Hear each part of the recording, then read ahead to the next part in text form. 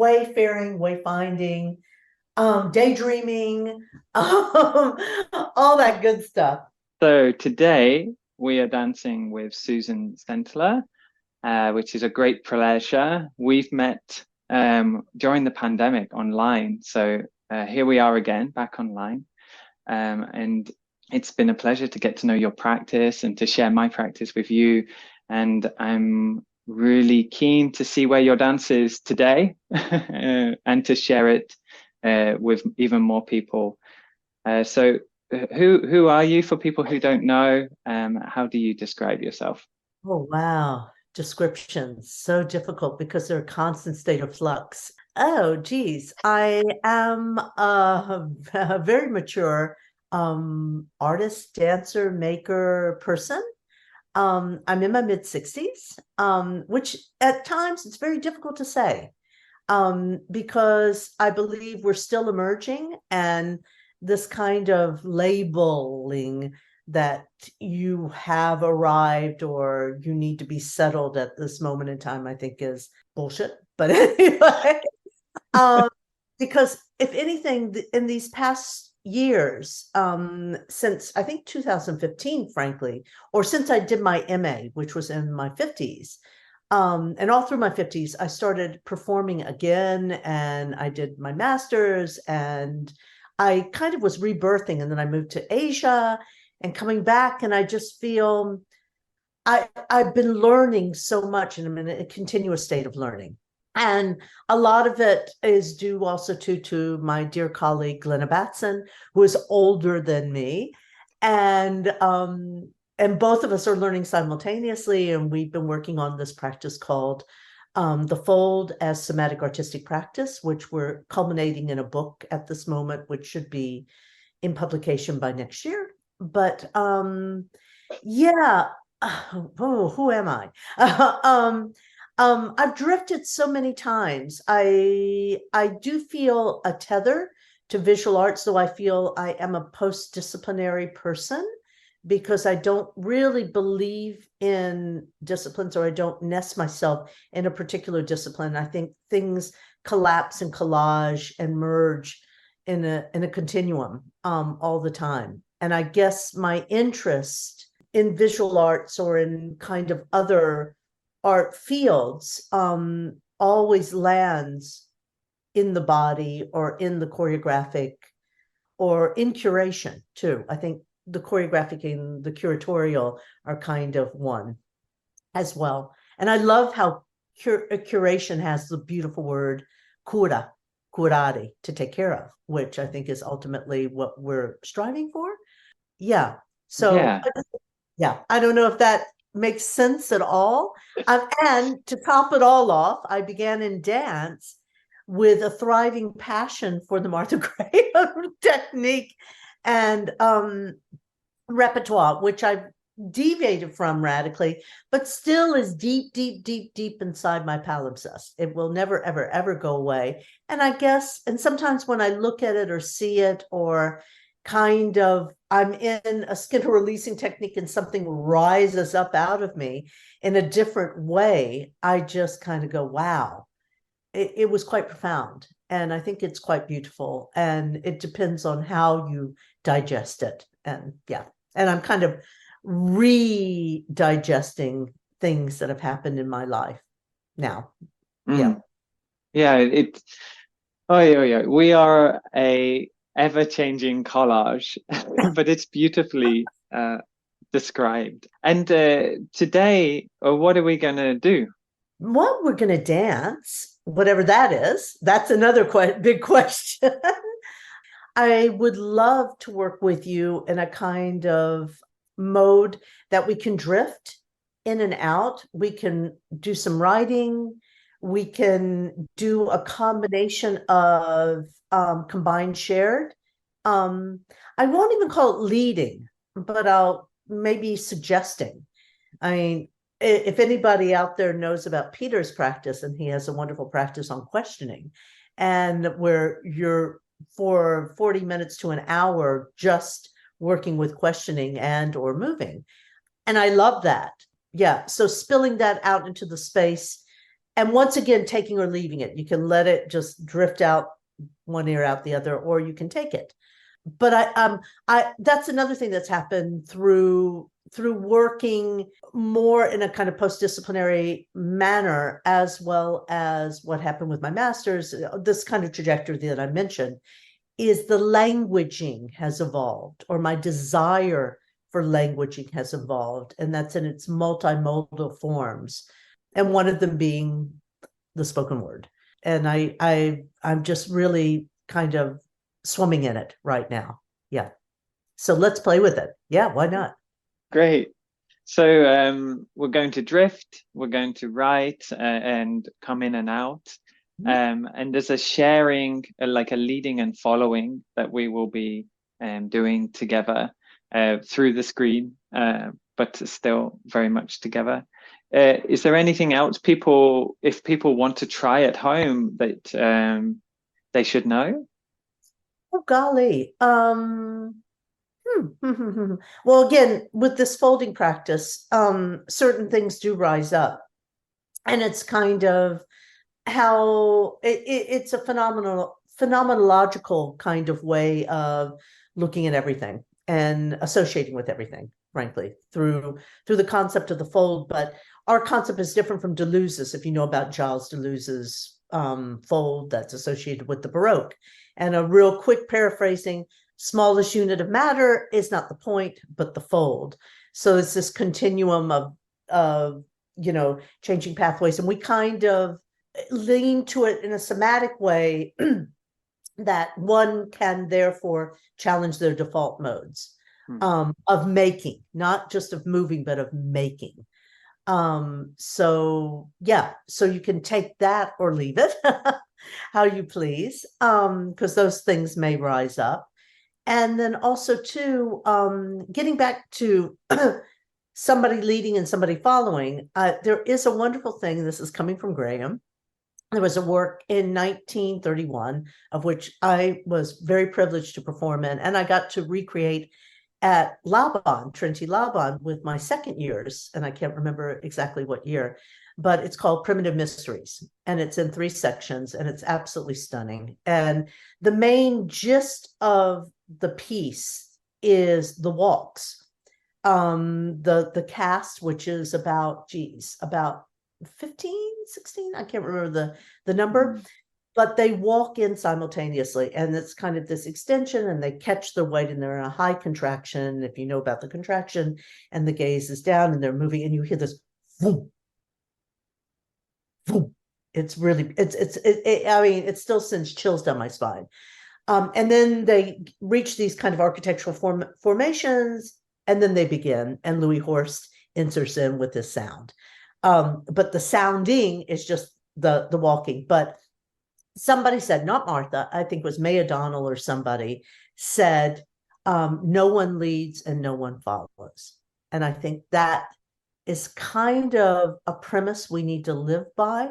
We were talking earlier, Peter and I, about collective learning. And I think that's kind of the gist of it. No one leads, no one follows.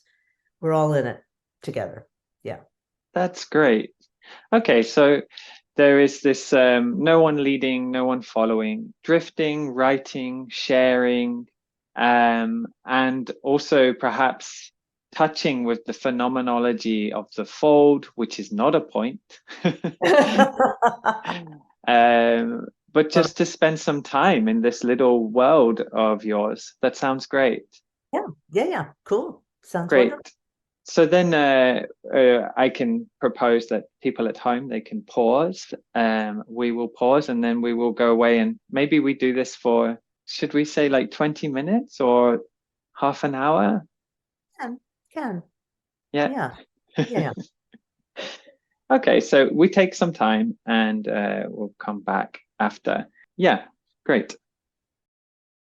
Wayfaring, wayfinding, daydreaming, all that good stuff.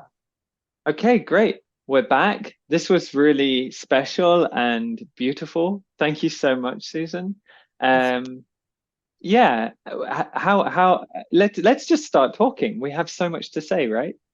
Well, yeah, I think the first and foremost thing was it was so beautiful because we didn't stop talking. I mean, we were in constant conversation as we were moving, and I really enjoyed that. And yet I felt the depth of my movement had a premises, but there was a spillage of words and conversation that I've never been truly, I don't think I've ever been that free in moving, because usually it's been a task that you've done, you know, if you need to talk, but no, it was just, it was very, very free. And yeah, just this kind of automatic writing, drawing, speaking that was occurring between us in the moment, not an archiving afterwards, but in the moment.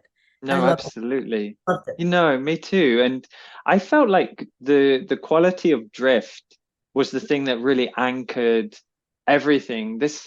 And it's a really beautiful, subtle movement that it has, you know, whereas normally we're asked to focus, you know, and the focus has to remain concentrated and intent and hold the thing. Whereas drift, of course, focusing on it, it itself moves us away, right? It allows for the movement of the attention to It almost shift.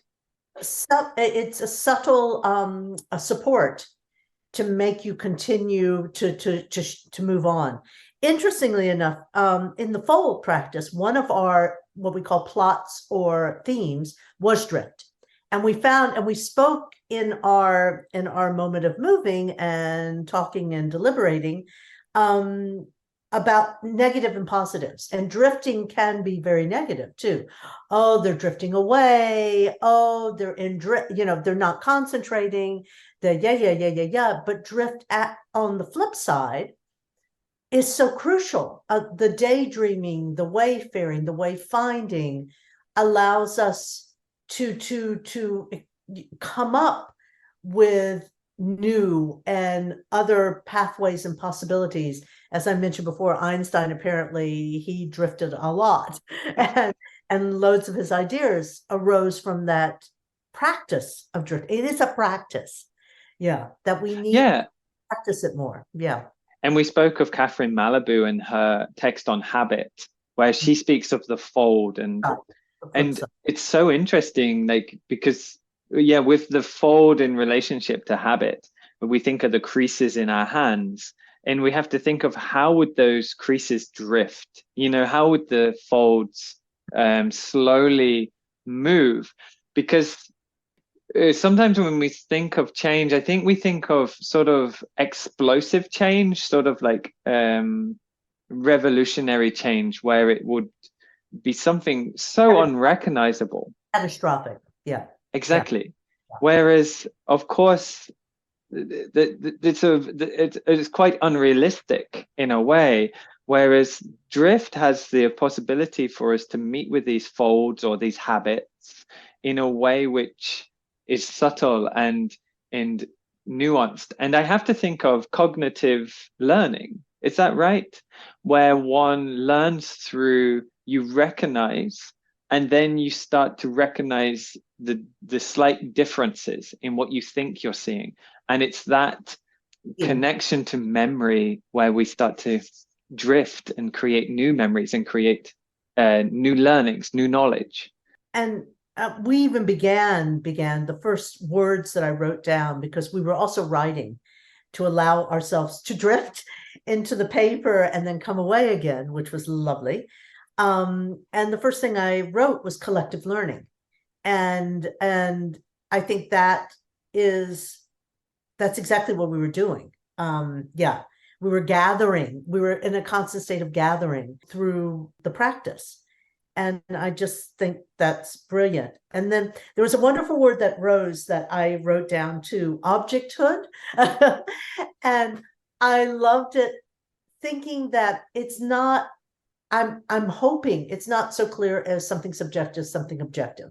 That I think now the object or being objectified isn't, we have the ability and capability to see the object as more of an alive, changing, morphing thing instead of this fixed entity that has meaning applied to it. Yeah. There's a use, right, isn't there? Like you produce an object of a thing, like, could you pass me that cup? And it's useful in that instant. And what the difference is when the object becomes static and still, that no longer can we like incorporate the cup into our, or the object into a questioning of, oh wait, what is it? How does it feel? How does it drift its objecthood, maybe? Yes, yes. And I think that is a lot in relationship to its usage, the activity that you apply to it, its touch, in touch, in contact with the activity, the bodies, place, space, time. I mean, it all starts revolving into that. And yeah, which is really quite profound. Then we spoke too about what is supportive, and the fold being this kind of supportive facilitator.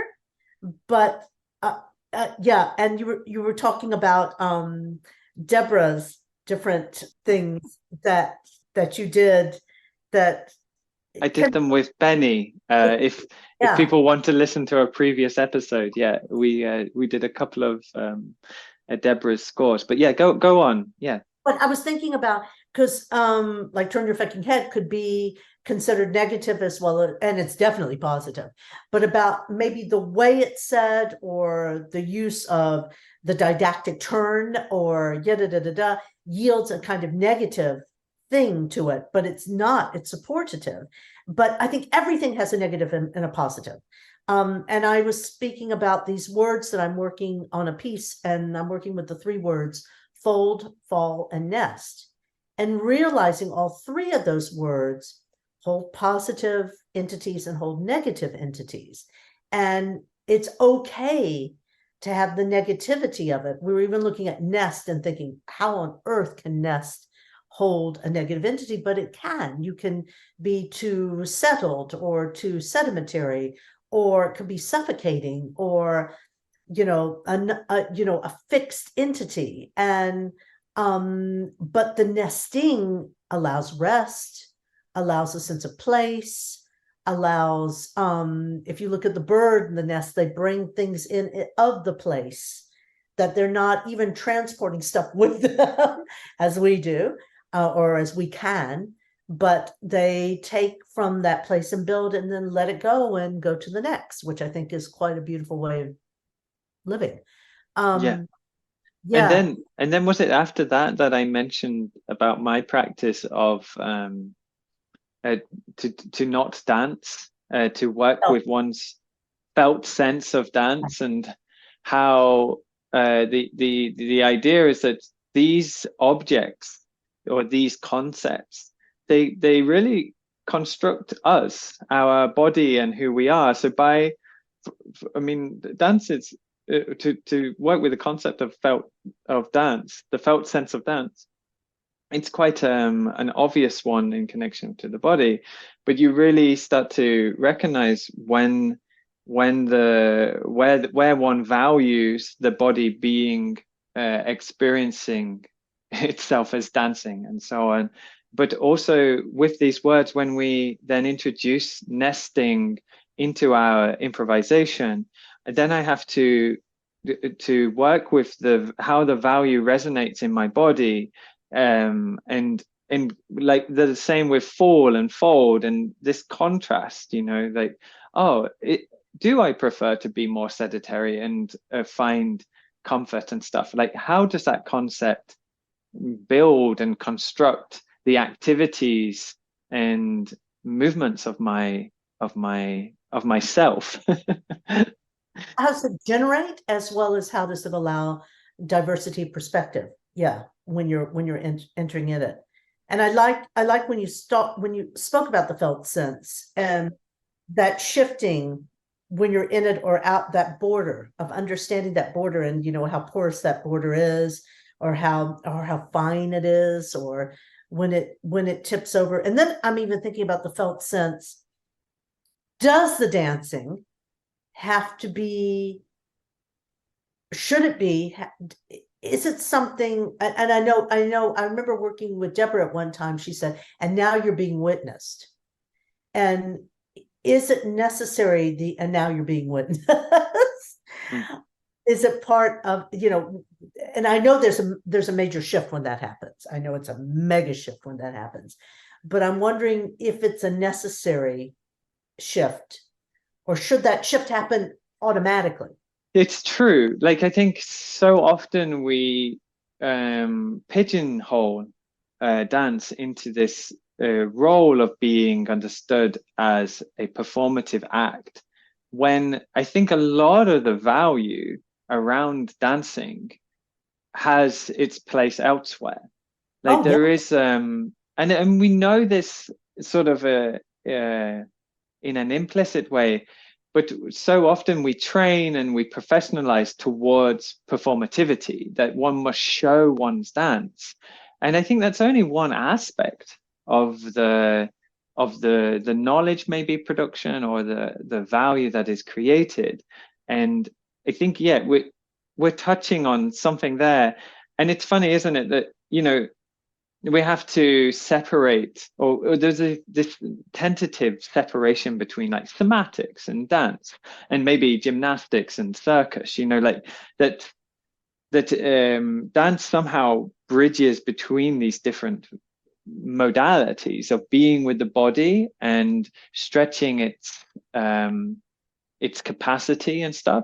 Yet I think dance, for me at least, resides in creativity. And we spoke a bit about that as well, this criticality towards one's felt sense of themselves, that one's experiencing through the body. I like how you're saying how it tethers over, and I think it does. I think that's why I think studying that or learning that is crucial, because it has that potential to tether over to other things. And it even gets back to, I'm thinking, the choreographic versus curatorial, and the meshing of the two of those.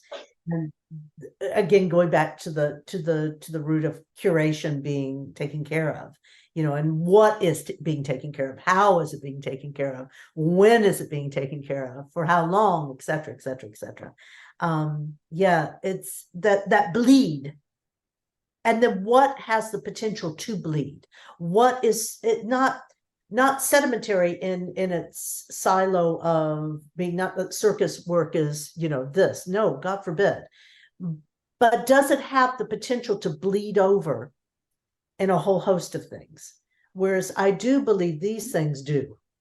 They definitely do. And they're constantly generating stuff that can bleed over. And then we look back, looking back at practices that have utilized these and are coming back around with different kind of lenses and different kind of potential.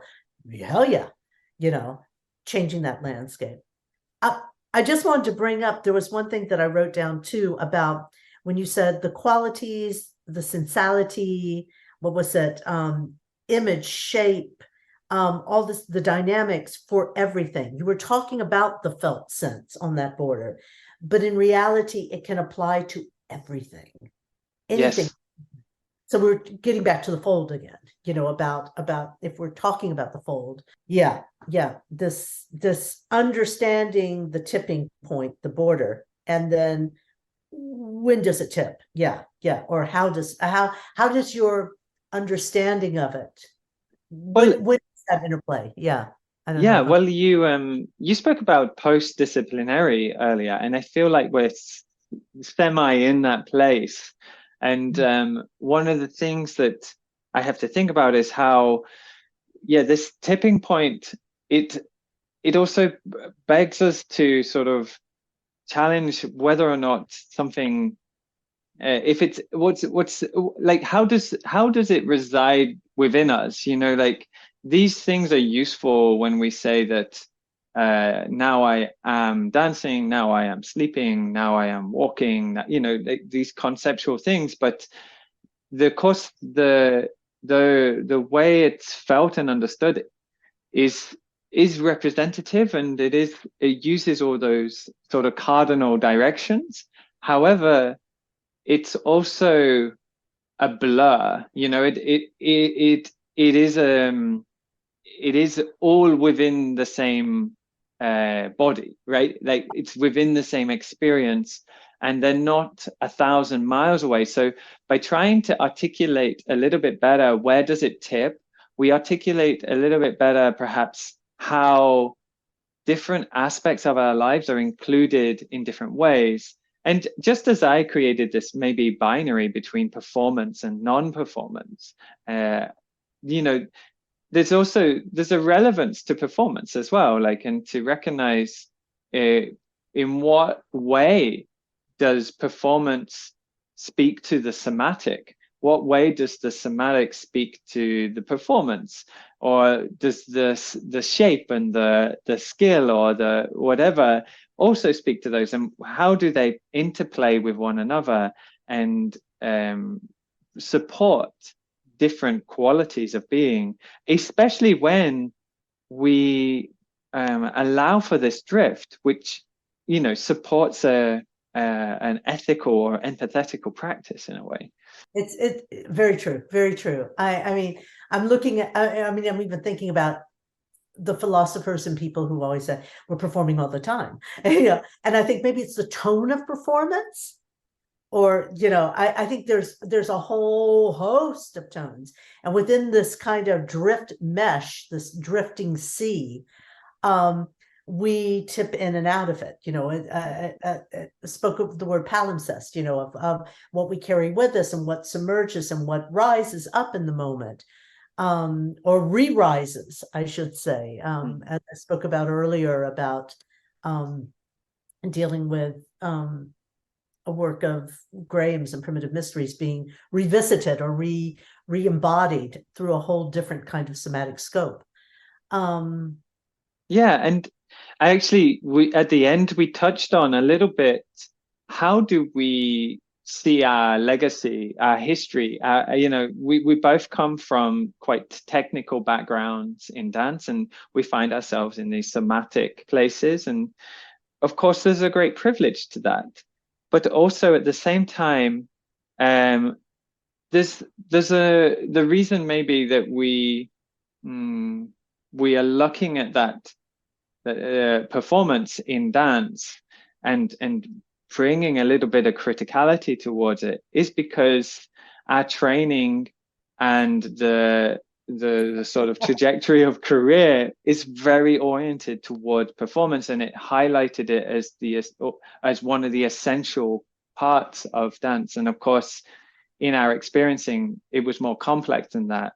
And we were both talking about how we want to advocate for criticality and creativity within one's experiences so that people can have an agency over how they construct their dance practice and how they can construct their education even and their career by attending to their relationship to dance wherever it is, that they don't have to pass through a certain regime and have to install a certain thing. Even if we have had that, I think it's more hindering than positive, or maybe that's unfair to say. We don't know, because again, I mean, how can we undo? How can we? How can we undo completely? We can unlearn, yeah, of course, but we can't undo completely. It's in us, and there's no way. It's unfortunate. I wish I could just like go, yeah, but it's not going to. And do I really want to? I don't know. I think in an odd way it was incredibly beneficial, and they're very vibrant. They're still very vibrant in me, these, and many moments that were very didactical and quite cruel. But again, it only feeds wood to the fire of my desire to go in this pathway that I'm on now, or this kind of interest that I have now. Yeah, because I just take a moment to reflect and I go like, oh yeah, and yeah. Yeah, Um, because I mean that's the problem, isn't it? Like I can be really critical of my history and stuff, but at the same time, of course, play and drift were there. I mean, I'm a dyslexic dancer who struggled immensely with learning sequences and being able to find validity within a lot of the dance classes that I attended. But still, the drift and the play, it held me. It even supported me when, I was standing on stage and hadn't a clue what was going on. You have all these practices of sort of semi-improvising and using your proprioception so you can copy the people next to you, oh and God, not be a whole count behind, just a God, yes. millisecond. God, yes. Oh, golly, the tools or the capabilities that we have that when when we're hitting the problem, the obstacle, as Rosemary Butcher used to say, she used to say, stay in the predicament, which I used to love that. We hit that obstacle and it's like, how do we, okay. And that was in a kind of creative device, but now talking about the obstacle being this, like, how do we stay in? I mean, because that's the ultimate thing. You hear that all the time. Stay in, figure out a way to stay in. But maybe it's this going out to go back in is what's needed. That drift. I need to like flow back on the shore for a moment, take a little bit of a rest, and then roll back in again. Yeah. What is it? And to have the space to allow that, I think is really, really interesting. And then I'm even thinking, I mean, my mind is spanning now because I'm having to do this work and thinking about how allowing or nurturing the audience, the witnesses, to do that. That they don't have to witness like this, that they can woo woo, and it's all relative.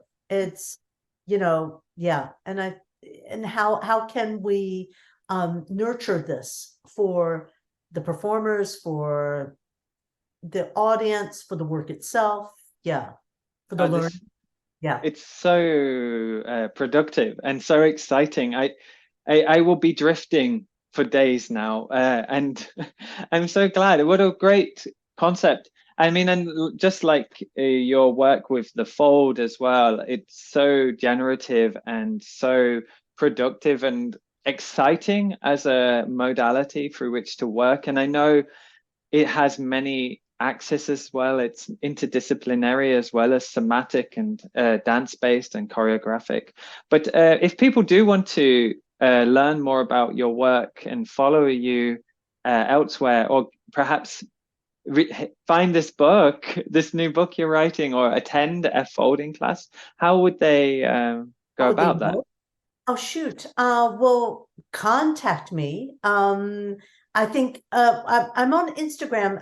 The fold really doesn't arrive on there. There is the fold that's on Instagram, but I haven't been attentive to it. In fact, it's an idea that when the book unfolds, that I'll be very attentive to it and post things per week. We do have, Glenn and I have a website, but again, we need to be more attentive to that. We've been very focused on the book. Sorry about that. And that is called THFOLD. It's www.thfold.net. Yeah, it's a net at the end, which we thought was more appropriate instead of a com.